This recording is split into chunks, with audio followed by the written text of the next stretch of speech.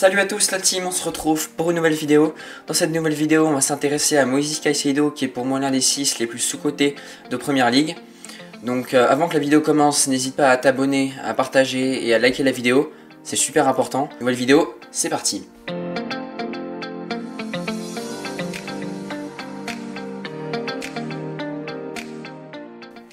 Donc tout d'abord, comme dans chaque nouvelle vidéo et de présentation de joueurs, tout simplement, on va commencer par tout ce qui est info, donc tout ce que l'on sait sur le joueur.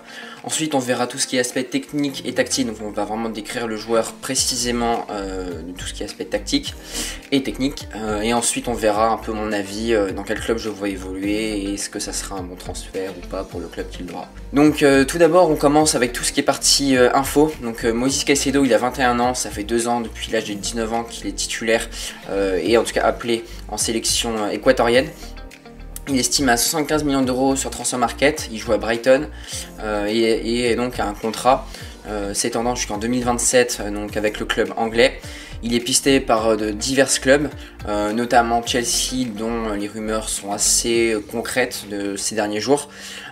Chelsea, eux, qui ne veulent pas le mettre plus de 100 millions d'euros sur la table, pendant que Brighton, eux, souhaitent 117 millions pour leurs joueurs.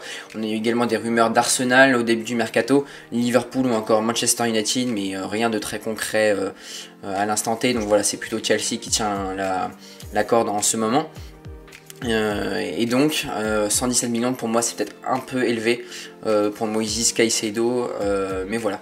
C'est un joueur également qui est très peu blessé, il n'a été blessé que 20 jours pour une petite déchirure survenue lors de la saison 2020-2021 si je ne dis pas de bêtises, donc ça c'est vraiment un élément très important à prendre en compte parce qu'on voit souvent des sentinelles qui sont souvent blessés car jeu très physique et musculature assez importante, donc voilà.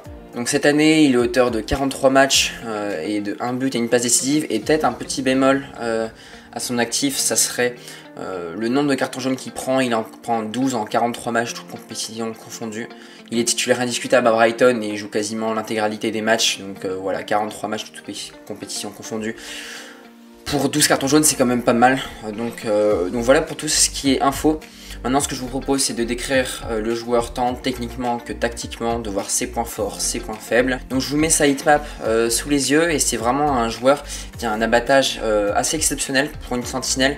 On voit qu'il n'est pas juste devant la défense, il n'hésite pas à remonter également balle au pied le terrain. Alors il n'a pas une technique évidemment exceptionnelle comme toutes les sentinelles, mais on va dire que pour une sentinelle, c'est pas un joueur qui va être très limité techniquement. Je vous mets un petit rapport de scouting pour illustrer les performances de Moises Caicedo. Donc avec un joueur qui va vraiment être très bon tacleur et avec un nombre d'interceptions très bon par match. Je crois que c'est le deuxième joueur de Première Ligue qui tacle le plus, en tout cas qui a le deuxième ratio de tacle réussi par match, derrière João Palhinha je crois, si je ne dis pas de bêtises, ça à vérifier, je suis pas sûr. Et c'est un joueur qui a également une très bonne conservation de balles. Et comme on peut le voir dans les images que je vais vous projeter ci-dessous, sur la première photo par exemple, on voit Moises Caicedo qui fait une intervention dans le sens du jeu pour permettre au numéro 19 par exemple d'orienter le jeu vers l'avant et de repartir vraiment très rapidement. C'est un joueur, donc comme on peut le voir là sur ce tacle, qui a une très bonne souplesse et une très bonne agilité, ce qui va être vraiment très important pour une sentinelle aujourd'hui. C'est vraiment une sentinelle moderne, on peut le voir également sur la troisième photo. Je vous mettrai la deuxième photo un peu après. Pareil là, Moises Caicedo encore une fois un tacle dans le sens du jeu. C'est vraiment un joueur qui n'hésite pas à s'impliquer à 100% dans tous les tacles et toutes les interventions qu'il réalise. Et c'est vraiment un leader dans le sens où il va vraiment ne rien lâcher à chaque fois. Il va vraiment tout donner. C'est un peu une mentalité on va dire sud-américaine. Bon, je caricature évidemment hein, mais c'est un peu pour faire un peu le portrait un peu robot de ce joueur. Pareil dans la quatrième situation, pardon, c'est un joueur évidemment là il n'est pas dans le sens du jeu, donc il va tacler le numéro 21 d'Arsenal si je dis pas de bêtises. Il n'est pas dans le sens du jeu et il va être très vif pour se remettre dans le sens du jeu, c'est ça aussi qui va faire l'une de ses grandes forces. Et puis la deuxième image que je voulais vous projeter tout à l'heure, on va voir Moises Caicedo qui ne va pas hésiter à vraiment remonter le terrain balle au pied. Alors c'est vrai qu'il va pas faire la passe, qui va casser les lignes, mais voilà, c'est un joueur, en tout cas c'est une sentinelle qui va vraiment être très précieuse tant pour l'équilibre du terrain, tant défensivement qu'offensivement parfois, vu qu'il va permettre de récupérer les ballons et donc de se projeter vers l'avant. Et parfois c'est vrai que tout ce qui est long ballon où il excelle également, ça va être vraiment un joueur très intéressant et très précieux. Une plutôt bonne frappe également, il n'a pas vraiment de points faibles, hein, on va pas se mentir. C'est un joueur vraiment qui est excellent, une superbe grinta, une superbe agilité, une vista excellente. Pas vraiment de points faibles, une très bonne anticipation évidemment comme la plupart des sentinelles. On doit avoir une très bonne anticipation en tout cas si on veut jouer à ce poste. Donc voilà, un joueur qui vraiment est très prometteur, qui a seulement 21 ans. Et donc ça nous amène maintenant à évoquer son futur. Et donc moi je le vois vraiment s'inscrire à Chelsea, son futur. J'aimerais beaucoup le voir dans un 4-2-3-1. Avec un double pivot Fernandez Caicedo, voilà, ça serait tout juste magnifique. Un ailier gauche Mudryk pour un numéro 10 Joao Félix ou Christopher Nkunku, voilà, je pense que ça peut être vraiment des joueurs qui nous font rêver, quoi, tout simplement une équipe qui nous fait rêver, bien que je n'aime pas vraiment Chelsea en première ligue.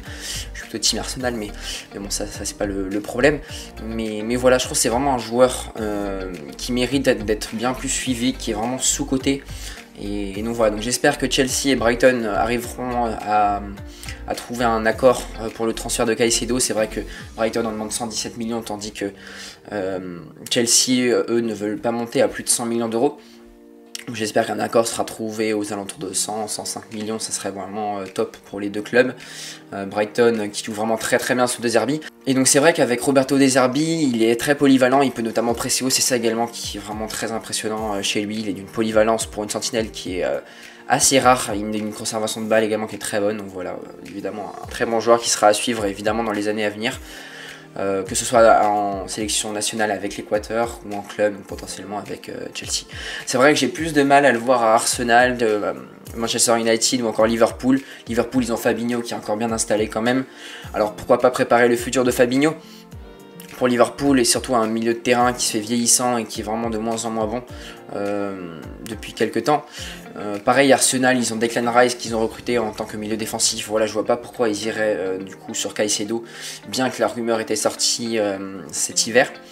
Et enfin, Manchester United, ils ont encore Casemiro qui est tout simplement excellent. Donc pour moi, c'est l'une des meilleures sentinelles au monde à l'heure actuelle. Donc voilà, je vois pas pourquoi United irait forcément sur Caicedo, surtout que financièrement parlant, je sais pas s'il serait capable de rivaliser avec Chelsea.